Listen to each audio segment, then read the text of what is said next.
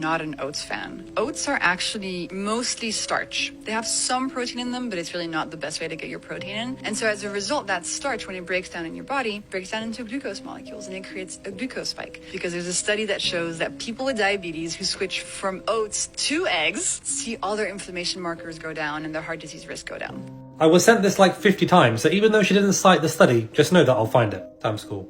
So this study took 29 people with type 2 diabetes and allocated the same calorie breakfast, one containing an egg and the other containing 40 grams of oatmeal with lactose-free milk for 5 weeks. They then swapped breakfast for another 5 weeks. Now, she said that switching from oatmeal to eggs led to all of their inflammatory markers going down and heart disease risk went down. Well, that's simply not true. They actually found that there was no difference in weight, fat, blood pressure, lipid, HbA1c, insulin, and C-reactive protein being the main inflammatory marker, so no, heart disease risk did not go down. They did, however, find one inflammatory marker that was lower on the egg diet, and that was TNF-alpha. Although her phrasing makes it out as if oats were inflammatory, when in reality you can't say that, because they didn't take a baseline TNF-alpha, so for all we know, both breakfasts reduced their inflammation, it just happened that eggs reduced it slightly more. And when you compare this to other research on oats, like this meta-analysis of 23 control studies, they found that oats reduce CRP and interleukin-6 in those with dyslipidemia. And I've recently cited other meta-analyses of control studies showing that oats are even beneficial in type 2 diabetes, by improving their HbA1c, fasting glucose, and blood lipids. So don't listen to this, oats are great. Fastest. Three things that immediately increase your metabolism.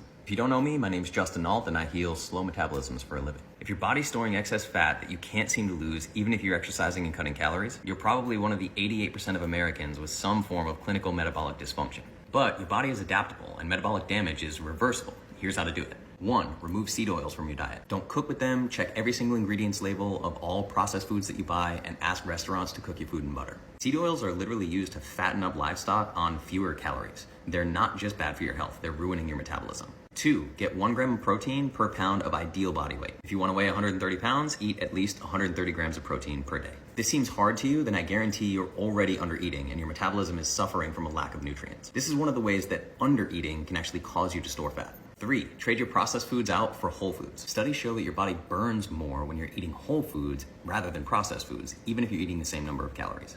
Gary Brecker chatting absolute waffle again. Time's cool. Here's something really interesting. I know that people talk about the expense of eating organic, but this is the exact same brand. This is non-organic. This is organic. This is only $1 more. But think about this. More nutrient-dense foods require less satiation. So you actually eat less of this to get satiated.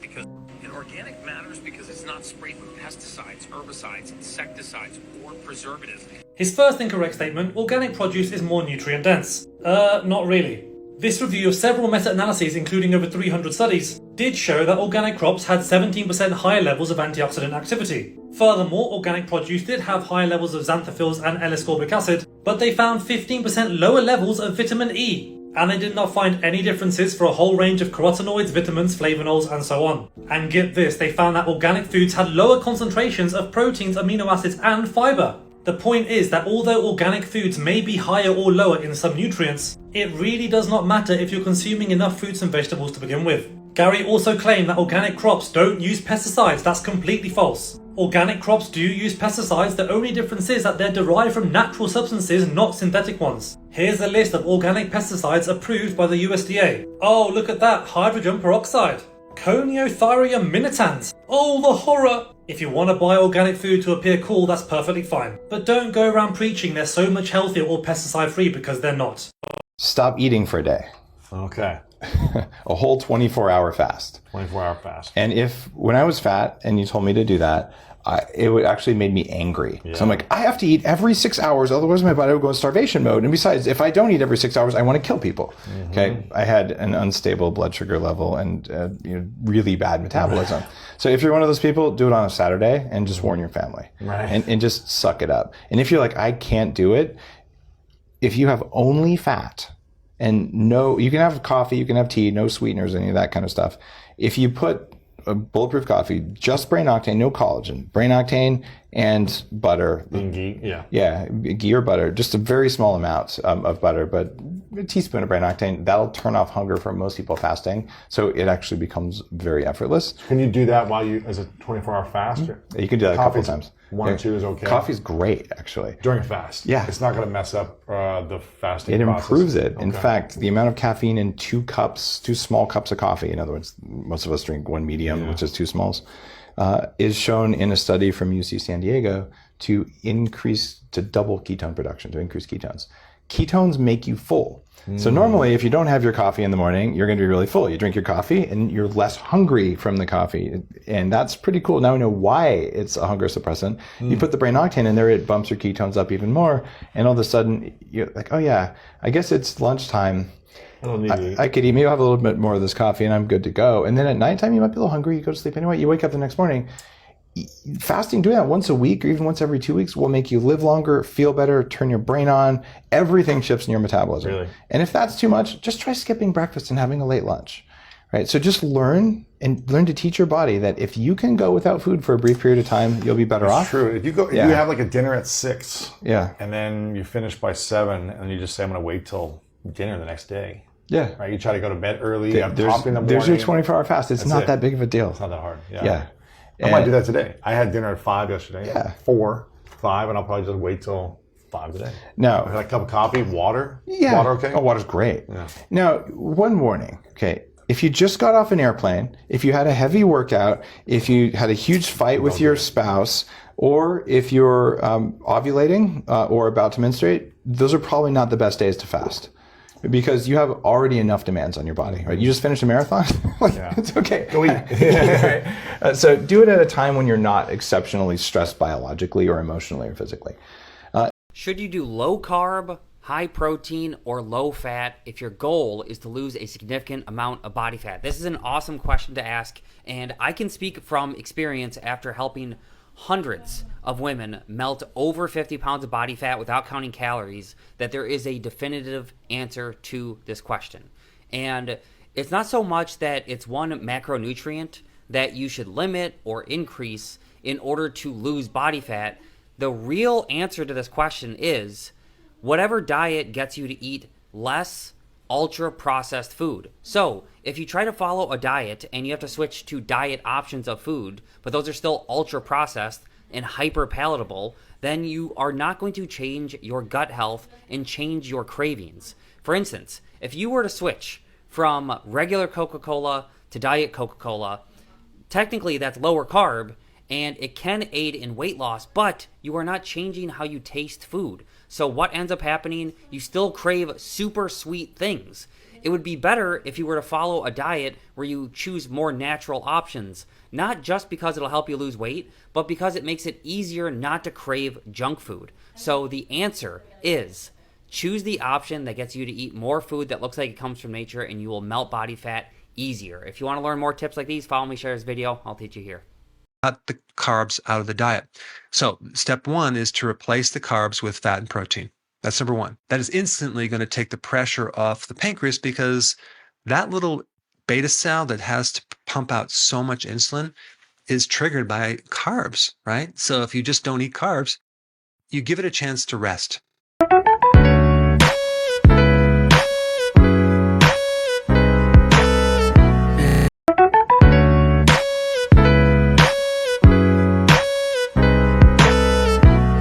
These fats will prevent you from losing weight. These fats will cause you to gain weight. It'll inflame your cells, and I mentioned if you stop eating them today, 680 days later, half of them will still be around your cell membranes, mitochondrial membranes, creating inflammation. There are 9 of them I'm going to outline for you right now that you want to remove. Do an audit in your pantry. You do not want to eat these inflammatory fats because of the way that they're processed. And then I'm going to give you a list of the healthier swabs. So here are the 9. Canola oil, corn oil, and cottonseed oil. Corn oil in the UK is called rapeseed oil, for those of you in the UK. Then we have soybean oil, sunflower oil, and safflower oil. Then we have grapeseed oil and rice bran oil, and also peanut oil if it's a refined peanut oil. Those are the 9 ones you want to avoid. There's also a bonus one. This might shock you, but fish oil is another unstable fat that you want to avoid. Fish oil is not healthy for you. Fish oil has been corrupted by big pharma and big food. Just eat the fish.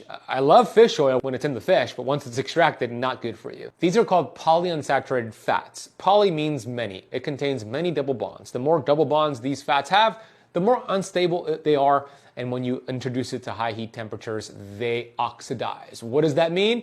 If I bit into an apple, left it right here in front of you, came back 4 hours later, what would we see? It turns brown. It's oxidizing. These fats are oxidizing your cells, creating inflammation around your... Now, if you've ever had cramps in your legs while you're trying to sleep, or maybe in your foot or your leg, there are 3 things to try out. Number 1, magnesium. A magnesium deficiency will definitely cause cramping. Number 2, a calcium deficiency. If you're low in calcium, you can also have what's called Charlie horses in your lower legs. And number 3, if your pH is too alkaline, not acid, but too alkaline, these minerals won't get absorbed. So a common remedy to help with cramping is apple cider vinegar. This will acidify the body and allow these minerals to go into your tissues, your muscles, and prevent leg cramps. Yo, I got a bomb barbecue spot to share with you guys. This is Barbecue from the Curb, and a new major player just stepped into the barbecue game. I've been trying to link with homeboy for a minute to show off the Curb platter. This thing is ridiculous. I mean, this brisket right here is straight up local legend status. Straight like that. This brisket was so tender and so soft, I could barely pick it up without it falling apart. These burnt ends go crazy. I'm not even playing, you barely even have to chew. My second favorite thing was probably this pork belly. Stupid tender and tossed in a sauce that's homemade and had its own unique taste. But man, just as much I love these candy ribs. These things are smoked to perfection. And you know I like it sauced up. They also got those big ass dino ribs. This is one of them Fred Flintstone ribs. Just look at that smoke ring and that bark. You know it wouldn't be California barbecue without that tri-tip. Pork butt so tender you could just shred it with your hand. And you're definitely gonna have to give their nachos a try. And of course they got all them barbecue sides you want. My favorite one was a potato salad. This is for sure a Fat Boy certification and a Fat Boy favorite. Make sure you pull up.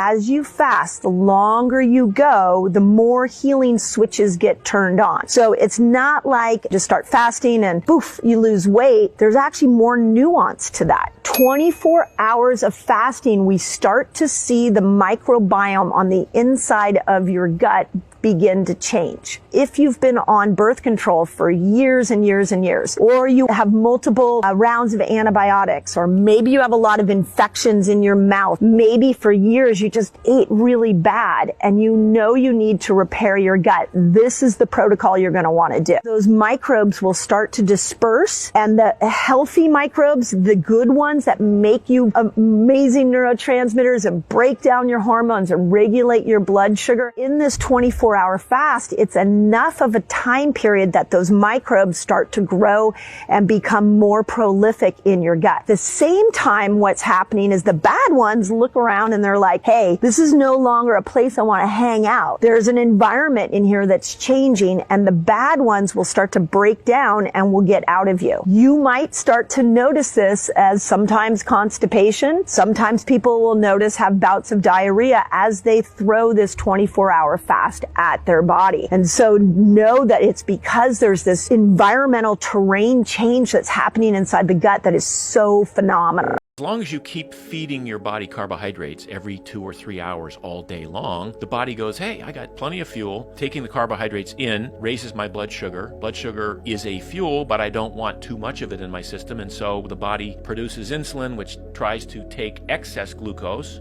and protein and fat out of the bloodstream and sequester it in the cells. And in so doing, your blood sugar drops, and then you have to eat again every 2 or 3 hours. And it's this cycle that people enter into that they're on for a lifetime sometimes. And the tendency over time, because you're not burning your stored body fat, is to accumulate body fat. You never get really adept at burning body fat because you never take time off to require that your body burns its fat. You just keep accumulating it. These are inflammatory. They create massive amounts of inflammation in your body. They will lead to disease in your body. So here are the 8 fats you want to avoid as much as possible. They create more inflammation than smoking and sugar. Write them down right now. Do an audit in your pantry. Make sure you're not buying these ingredients at the supermarket. You're not giving it to your children. Here's the list of the ones you want to avoid. Canola oil, corn oil, cottonseed oil, soybean oil, safflower oil, and sunflower oil, rice bran oil, and grapeseed oil. I would also throw into the mix unrefined peanut oil. So we want to swap out those PUFAs with monounsaturated fats and saturated fats. Here are my favorite fats. Olive oil, real olive oil that's not cut. Avocado oil, not cut. Grass-fed butter, grass-fed ghee, duck fat, beef tallow, and good old-fashioned lard from healthy pigs. Those are going to be much better. And I'll even throw in coconut oil into the mix. Make that swap and it's going to go a long way with your results.